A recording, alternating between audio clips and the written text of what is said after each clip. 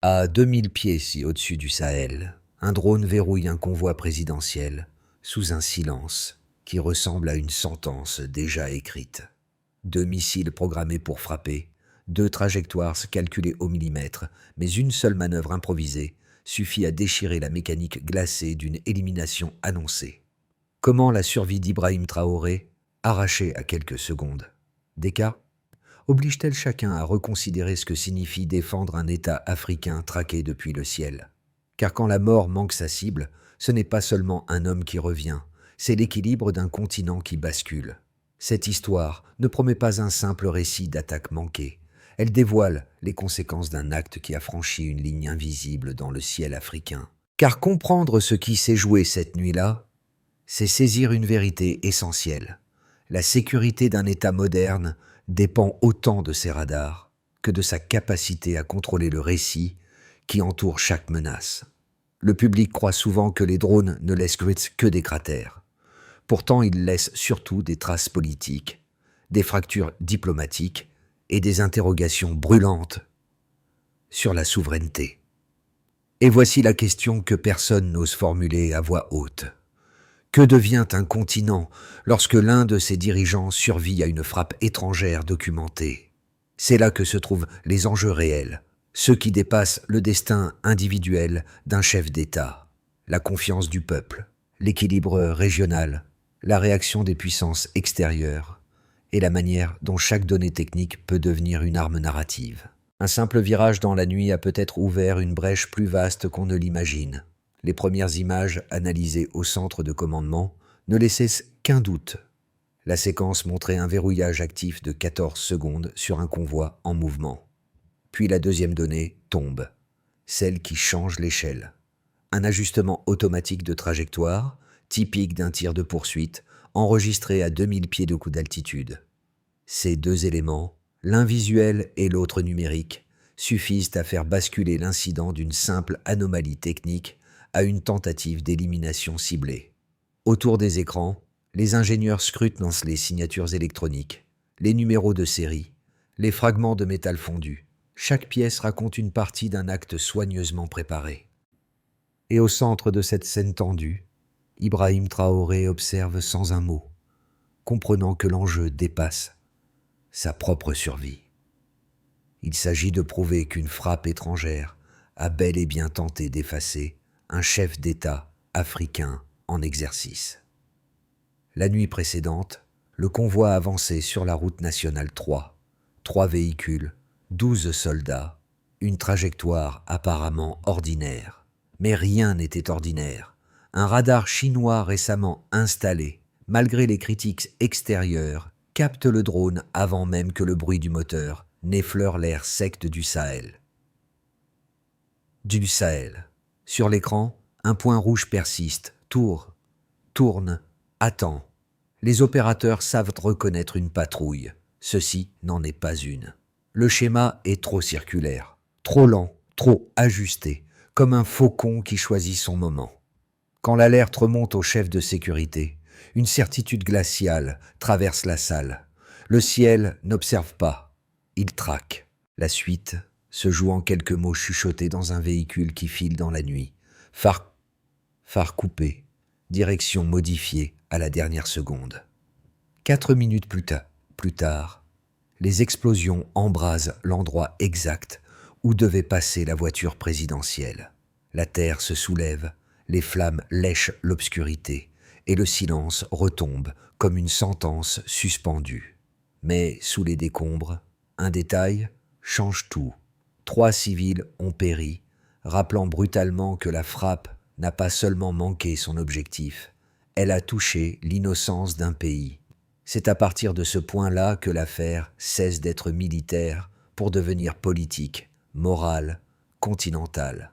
Dans les heures qui suivent que la frappe manquée, les premiers récits qui émergent ne viennent ni des ministères ni des chancelleries, mais des hommes qui ont vu la nuit s'ouvrir sous leurs roues. Un sergent du convoi raconte la déflagration comme un souffle qui aurait déplacé le monde d'1 centimètre. Assez pour lui faire comprendre qu'il venait d'échapper à quelque chose de plus qu'une embuscade.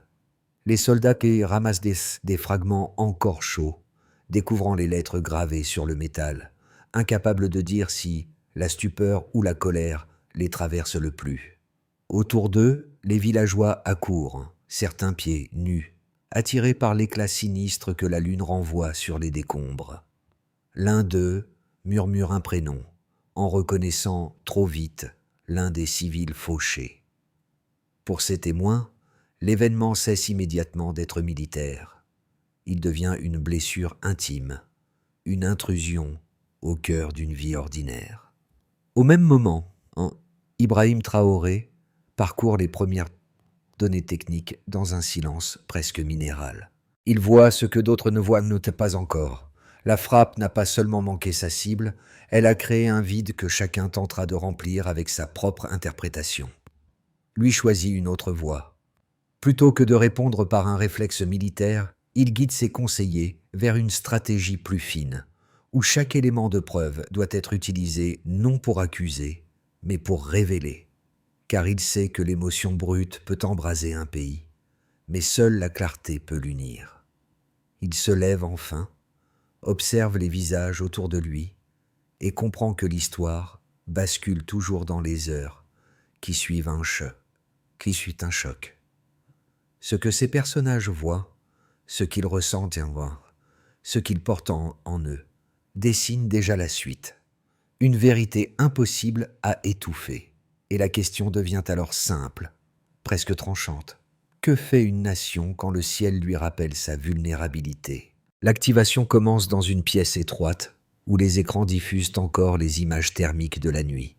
Le chef de sécurité répète les mêmes mots, comme pour vérifier qu'ils existent réellement. Verrouillage confirmé, trajectoire d'attaque, altitude stable. Personne ne parle de chance. Tous savent qu'un président africain n'échappe pas à une frappe de drone par hasard. Et pourtant, ce hasard existe, inscrit dans 4 minutes. Un virage, un ordre murmuré. C'est cette combinaison infime qui déclenche la première onde du séisme politique. Le commandement militaire hésite. Certains généraux ne comprennent pas comment une telle opération a pu être menée sans interception préalable d'un allié, d'un partenaire, d'un dispositif supposé protéger le ciel burkinabé. D'autres y voient immédiatement une ligne rouge franchie. Ils parlent d'actes de guerre, de réponses proportionnées, de missiles à préparer, mais Ibrahim Traoré les arrête net. Son refus surgit comme une coupure franche dans un tissu déjà tendu.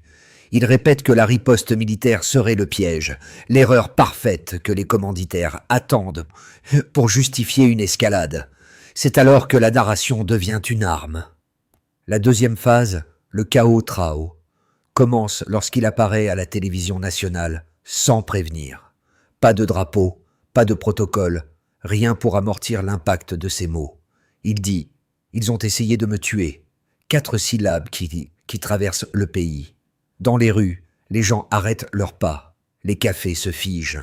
Les radios montent le son. Les réseaux s'embrasent. Les premiers partages atteignent des sommets en quelques heures. Les vues multipliées par millions. Les conversations envahissant téléphones, marchés, casernes. Le choc collectif devient une marée. Les chancelleries extérieures, elles, s'agitent dans un silence opaque.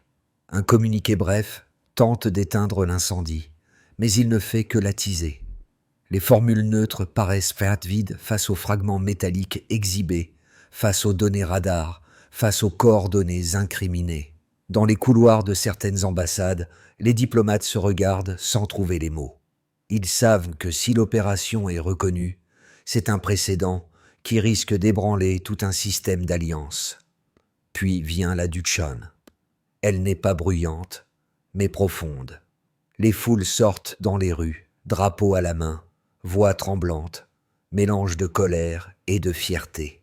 Les victimes identifiées, 3 civils, deviennent des noms que l'on répète pour que personne ne les oublie. Les écoles, les marchés, les radios locales en font des symboles involontaires. Les discussions deviennent politiques, même là où elles ne l'étaient jamais. Ce glissement est la conséquence réelle de la frappe manquée. Une nation qui comprend, dans un même souffle, sa vulnérabilité et sa puissance. Dans les jours qui suivent, Ibrahim Traoré convoque ses conseillers et impose une ligne claire, la vérité plutôt que la vengeance. Cette décision devient le fil conducteur de tout ce qui se déploiera ensuite.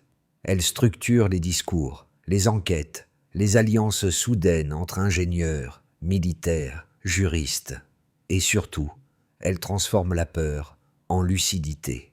Ainsi se clôt la première grande vague du récit. Une attaque, un refus d'escalade, une révélation publique, puis une secousse nationale qui ne s'éteint pas. Et derrière cette chronologie visible, une autre question se forme déjà, simple mais incontournable. Que se passe-t-il lorsqu'un pays décide de documenter l'indocumentable ? La première donnée tangible apparaît dans un rapport préliminaire. 214 frappes de drones enregistrées en 8 ans dans la région, un chiffre qui n'avait jusque-là jamais été mis en perspective. Ce nombre, froid et nu, devient soudain lisible lorsqu'il est replacé dans la chronologie. Il révèle une intensité constante des opérations aériennes étrangères sans véritable contrôle africain. Et lorsque les enquêteurs burkinabés découvrent que 214 frappes équivalent à presque une action tous les 14 jours, ils comprennent que l'incident visant Ibrahim Traoré n'est peut-être qu'un épisode parmi un ensemble beaucoup plus vaste. La deuxième donnée provient des plateformes numériques. La vidéo de l'allocution présidentielle atteint 10 millions de vues en quelques heures. Ce volume massif, inattendu, n'est pas seulement un signe de viralité. C'est un indicateur de mobilisation collective. Les analystes locaux en tirent une conclusion nette. Une diffusion aussi rapide signale un alignement émotionnel inhabituel entre différentes couches sociales du pays. Et lorsque le compteur passe de 10 millions à 50 millions le lendemain, la question n'est plus de savoir si le public entend le message, mais s'il peut encore être contenu par les narratifs officiels extérieurs. La troisième donnée, celle qui referme l'étau, se trouve inscrite dans les fragments métalliques retrouvés au sol. AGM-114, modèle de missile identifié et associé à des appareils opérant sous commandement occidental. Les ingénieurs burkinabés, assistés d'équipes chinoises et russes, confirment ce que montre déjà la surface gravée.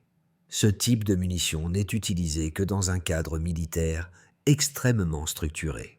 Cette conclusion, sobre mais implacable, oblige les juridictions nationales à ouvrir un dossier que d'autres États auraient enterré sous des formulations vagues. À partir de ces trois chiffres, 214, 10 millions, AGM 114, la trajectoire du récit se solidifie. Les ministères réalisent que la question du drone n'appartient plus au champ militaire, mais au champ quantifiable. Données radar, séquences de verrouillage, signatures électroniques, impact recensé, cinétique du tir, tout devient matière à comparaison, à traçabilité, à preuve. La frappe manquée se détache du brouillard politique pour entrer dans le domaine du mesurable. Ibrahim Traoré saisit immédiatement la puissance de ce basculement. Il sait qu'un chiffre oppose moins qu'il ne révèle, qu'une donnée vérifiée vaut davantage qu'un discours défensif.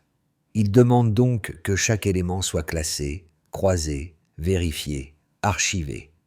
Il veut que l'affaire survive à la propagande, aux démentis, aux spéculations. Pour lui, l'enjeu n'est pas seulement de prouver qu'un drone a tenté de l'éliminer. L'enjeu est de démontrer qu'un État africain peut produire une enquête irréfutable. Dans les salles techniques, les équipes travaillant comme dans une ruche silencieuse. Chacun scrute les images thermiques, les logs radars, les résidus d'explosion.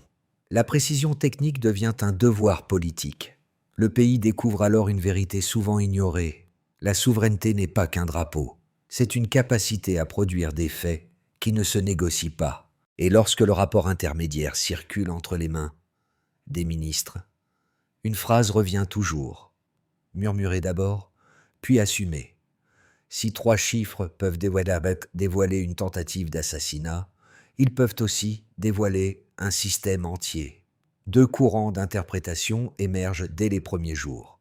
chacun porté par des voix solides, chacune s'appuyant sur des éléments réels plutôt qu'intuitifs. Le premier courant affirme que la frappe n'est pas un simple incident technique, mais une opération ciblée, organisée et assumée en coulisses. Ceux qui le soutiennent invoquent 3 faits: le verrouillage de trajectoires visibles sur les données radars, l'ajustement automatique typique d'un tir de poursuite et la présence de fragments identifiés comme issus d'un AGM-114, une munition que seules certaines forces utilisent dans le Sahel. Pour eux, la chaîne d'événements, repérage, pattern circulaire, tir coordonné, ne correspond en rien à un survol neutre ou à une erreur algorithmique. Ils soulignent aussi que la survie d'Ibrahim Traoré tient à un virage improvisé, non à une manœuvre planifiée, ce qui exclut l'idée d'un défaut de ciblage calculé. Le second courant adopte une approche plus prudente. Il ne nie pas les données, mais propose une grille de lecture moins intentionnelle. Selon cette perspective, la zone étant saturée d'opérations antiterroristes, il n'est pas impossible qu'un drone ait interprété un convoi en mouvement comme une menace potentielle. Certains avancent que les systèmes automatisés peuvent générer des séquences de poursuite sans décision humaine immédiate. D'autres ajoutent qu'une erreur de coordination entre salles d'opération multinationales n'est pas à exclure, surtout dans un théâtre complexe où se croisent plusieurs mandats militaires. Cette posture ne minimise pas la gravité des faits, mais laisse ouverte la possibilité d'une cascade de défaillances plutôt qu'un acte d'élimination ciblé. La réponse aux 2 positions se trouve pourtant dans les éléments du dossier eux-mêmes. Les experts burkinabés, appuyés par des ingénieurs étrangers, confirment que la séquence montre un target lock sur un convoi identifié, suivi d'un tir ne visant pas une position fixe, mais un véhicule en déplacement. Or, ce type d'ajustement implique une validation d'objectifs, non une simple confusion algorithmique. Lorsque l'on ajoute les numéros de série, les fragments de missiles et la correspondance exacte avec un modèle utilisé par les forces présentes dans le Sahel, la thèse d'un enchaînement d'erreurs devient difficile à maintenir. La démarche Stillman révèle donc ceci. Même en accordant le maximum de crédit à l'hypothèse la plus clémente, les données matérielles ramènent invariablement à un même constat. La frappe visait un homme, et cet homme était le président du Burkina Faso. Tout bascule en une phrase. Elle arrive au milieu de la crise, comme un fil tendu entre la peur et la clarté. Nous répondrons par la vérité. À cet instant précis, Ibrahim Traoré transforme l'affaire. Ce n'est plus une frappe manquée, c'est un changement de doctrine, presque un retournement stratégique. Les conseillers, les ministres, les officiers observent la scène sans comprendre immédiatement la portée du choix. La plupart s'attendaient à une riposte militaire, un geste symbolique, une démonstration de force. Au lieu de cela, il impose une arme plus déroutante, l'exposition publique, méthodique, froide, qui oblige chaque acteur extérieur à se positionner. En révélant les fragments, les données radars, les trajectoires et les signatures électroniques, il déplace le terrain du conflit, comme si, en refusant la logique des missiles, il coupait le souffle à ceux qui pariaient sur une escalade. Le midpoint se forme donc ici, dans cette phrase nue, presque ascétique, qui marque la moitié du récit. La souveraineté ne se défend pas seulement avec des armes, mais avec des preuves, et en choisissant cette ligne, il modifie la dynamique continentale. Ce que certains percevaient comme une faiblesse devient une démonstration de contrôle narratif, un précédent qui oblige les puissances extérieures à regarder l'Afrique autrement, ne serait-ce qu'un instant. À partir de ce moment, le récit n'avance plus de la même manière. Il s'élargit, s'approfondit, déborde les frontières du Burkina Faso, s'installe dans les capitales voisines, nourrit un écho que personne n'avait anticipé. Les conséquences se déploient d'abord dans le pays même, au plus près du quotidien, là où les décisions politiques trouvent leur première résonance. Elles ne prennent pas la forme d'annonces officielles, mais de gestes, de réactions, de silences chargés de sens. Pour comprendre cette onde, il faut la suivre à travers 4 groupes: Anguedan, NN, Douaniep, DN, Nyanuk, ND, Vahouvek, KV. Chacune touchée différemment par la tentative d'élimination d'un chef d'État et par la réponse d'Ibrahim Traoré. En ce qui concerne la population, dans les quartiers populaires, la nouvelle se répand comme une braise. Les habitants sortent dans les rues, certains en sandales, d'autres encore à moitié endormis, attirés par la gravité des mots, diffusés à la télévision. Ils ont essayé de me tuer. Le choc est immédiat, puis vient la prise de conscience. Les conversations deviennent politiques, même dans des espaces où elles ne l'étaient jamais. Les 3 victimes civiles deviennent des symboles, des noms murmurés dans les écoles et sur les marchés. Pour beaucoup, l'événement marque un basculement intérieur. Si un président peut être ciblé depuis le ciel, alors la sécurité du citoyen devient un enjeu collectif, non une simple affaire d'État. La population commence à regarder le ciel autrement, mais aussi à se regarder elle-même autrement. Pour ce qui touche au monde de l'entreprise, les entrepreneurs locaux réagissent vite. Certains redoutent des sanctions internationales. D'autres craignent une instabilité commerciale.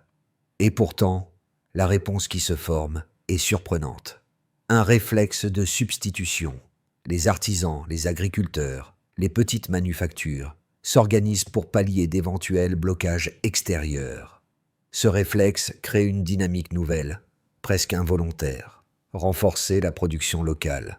Ce n'est pas seulement un élan économique, mais un acte de souveraineté pratique. Des slogans apparaissent sur les murs des ateliers.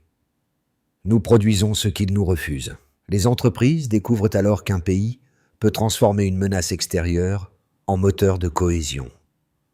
S'agissant de l'État et de ses institutions, au sommet de l'appareil institutionnel, la tentative de frappe fonctionne comme un révélateur brutal. Les ministres, juristes, techniciens réalisent que la souveraineté ne peut plus reposer sur des discours seuls. La commission d'enquête est lancée, méthodique, précise, et l'administration découvre sa propre capacité à produire des preuves irréfutables. Ibrahim Traoré insiste sur un point. La vérité doit être présentée au monde, sans provocation, sans détour, sans rage. Cette ligne modifie la culture interne de l'État. On ne répond plus à une attaque par une réaction immédiate, mais par une démonstration. Cela exige une rigueur nouvelle que beaucoup n'avaient jamais envisagée. À l'échelle régionale, l'effet régional est peut-être le plus spectaculaire. En 3 jours, 17 nations africaines publient des communiqués de soutien. Les places publiques de Bamako, Niamey, N'Djamena, Conakry s'animent sous des chants et des drapeaux. Une phrase circule. Ils ont voulu tuer un homme. Ils ont réveillé un continent. Dans certaines capitales, des manifestations se forment devant les ambassades occidentales. La tentative d'assassinat se transforme en catalyseur panafricain. Pour la première fois depuis longtemps, plusieurs pays comprennent qu'un précédent vient d'être créé. Un État africain expose, preuves à l'appui, une opération étrangère. Ce changement de dynamique redistribue subtilement les équilibres géopolitiques de la région. Ainsi, les retombées de la frappe manquée dépassent largement la trajectoire d'un missile. Elles dessinent une carte nouvelle où la peur, la dignité, l'économie et la politique s'entrelacent. Et dans chaque groupe, une même idée s'installe. Si le ciel peut trahir, la terre peut se lever. 3 trajectoires se dessinent désormais devant le Burkina Faso, chacune plausible, chacune dépendante, non des intentions extérieures, mais de la manière dont le pays décidera de gérer l'après-frappe. Elles ne prédisent rien, elles cartographient les chemins possibles dans un paysage où la souveraineté, la pression diplomatique et l'élan continental s'entremêlent. Dans une première trajectoire, celle de la consolidation silencieuse. Dans ce scénario, le pays poursuit la ligne déjà initiée par Ibrahim Traoré. Documentation, transparence, renforcement technique. La commission d'enquête continue son travail, produit des rapports successifs.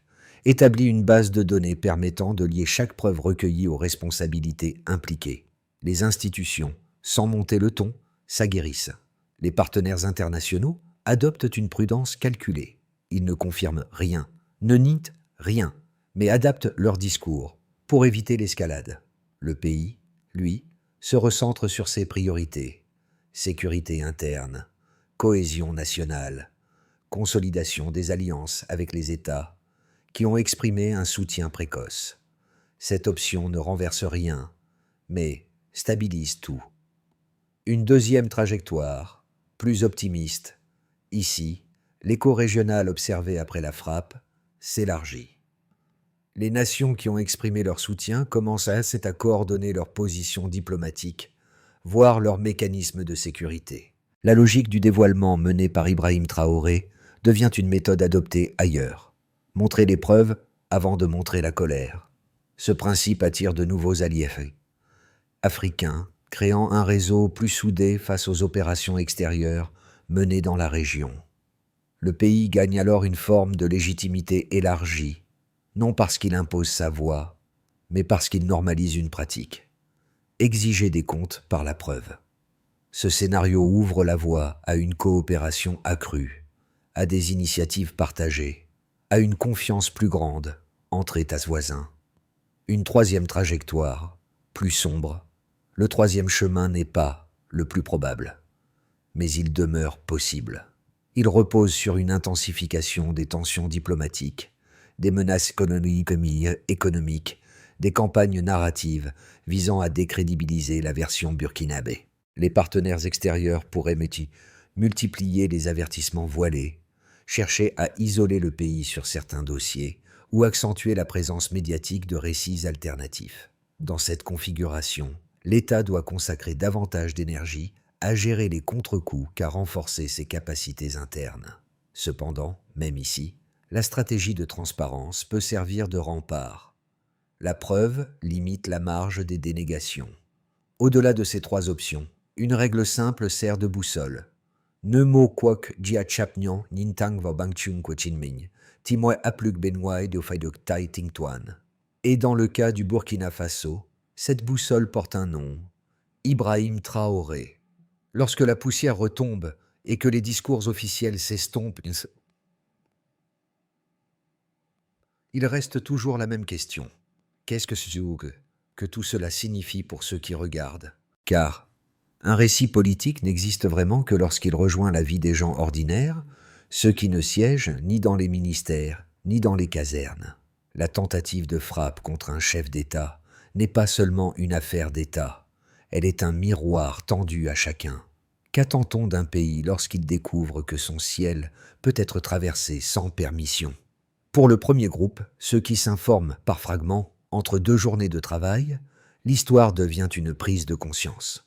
Ils comprennent que la souveraineté n'est pas une notion abstraite, mais quelque chose qui peut toucher une route de campagne, une maison, un marché, un voisin. Ils découvrent que les décisions prises par Ibrahim Traoré ne visent pas seulement à répondre à un danger, mais à rappeler que chaque citoyen dépend d'un espace que nul ne devrait violer. Le deuxième groupe, les jeunes, lit l'événement comme un test. Ils voient un président qui refuse le réflexe militaire et choisit la transparence comme outil politique. Dans les universités, dans les rues, dans les conversations nocturnes, cette attitude devient un point de référence, une manière de dire qu'un pays ne doit pas toujours réagir par la force pour prouver qu'il existe. Pour eux, la tentative d'assassinat révèle autre chose, un continent qui n'est plus obligé de courber l'échine. Enfin, il y a ceux qui observaient en silence, convaincus que la politique ne pouvait plus les atteindre. Ceux-là découvrent que même le déni peut être bousculé lorsque la réalité de la violence technologique apparaît sur les écrans nationaux. Ils comprennent que l'événement ne raconte pas seulement ce qui s'est passé, mais ce qu'il pourrait se reproduire si personne ne s'en mêle. Et c'est là que le récit touche le plus profondément. Il rappelle que la stabilité d'un pays dépend aussi de l'attention de ses citoyens. La survie d'un chef d'État face à une frappe venue du ciel ne suffit pas. Il faut transformer cette survie en méthode, en organisation, en discipline collective. C'est précisément ce que commence à structurer Ibrahim Traoré lorsqu'il pose les bases d'un parcours en plusieurs étapes, chacune pensée pour réduire la vulnérabilité et accroître la maîtrise nationale. Ce n'est pas un slogan, mais un calendrier d'action mesurable. La première étape consiste en Q, en Gaelaptuk, ND, Tuk IN. Les institutions doivent classer, vérifier et consolider toutes les données liées à la frappe. Fragments, trajectoires, signatures, log radar. La mesure est simple. Chaque élément doit être archivé, traçable, recoupé. Ce socle rend toute contestation extérieure plus difficile. La deuxième étape consiste en Roa Nang le Kitwat, Changba Sotang, Kisu Pluo Kwendo Futrek. Il s'agit de renforcer les radars, les brouilleurs, les capacités d'analyse électronique. Le critère de mesure n'est pas la possession d'équipements, mais le taux d'interception précoce des appareils non identifiés. Plus tôt un drone est détecté, plus le pays maîtrise son ciel. La troisième étape consiste en Kettesh, Tranksitang, ND plus Chenzia Fapli. Les ministères doivent harmoniser leurs protocoles, défense, justice, communication. Un État ne peut répondre efficacement qu'avec un récit unifié. L'indicateur, cohérence des rapports, absence de contradiction entre organismes. La quatrième étape consiste en Sansexaoi, Lientuk, Kongdong Tukien. Former la jeunesse, expliquer les menaces technologiques, instaurer une culture de vigilance. La souveraineté devient efficace lorsqu'elle devient partagée. La mesure, Tile Tamgia Vokakshung Trin Kongdong Vaziaozuk. La cinquième étape consiste en Bak Chienluk, Teochuki, Zochinfutukien. Publier des synthèses compréhensibles, non pour provoquer, mais pour responsabiliser. Chaque publication élargit la confiance intérieure et réduit la marge des récits extérieurs concurrents. Ainsi se dessine un chemin où la survie devient méthode, et où la méthode devient souveraineté. Car un pays qui organise sa réponse n'est plus une cible isolée, c'est une structure qui se renforce. Les derniers instants de cette histoire. Cette histoire ne se joue pas dans une salle de commandement, ni devant un écran saturé de données, mais dans la mémoire de ceux dont la vie a basculé en silence. Les 3 civils tombés cette nuit-là, le camionneur, l'institutrice et l'adolescent qui rêvait de construire des routes, deviennent le fil invisible qui relie tout le récit. Car si la frappe avait atteint sa cible, leur nom se serait peut-être dissous dans le fracas. Mais c'est eux que le pays porte désormais comme des repères, comme des témoins involontaires d'un instant où le destin a changé de direction.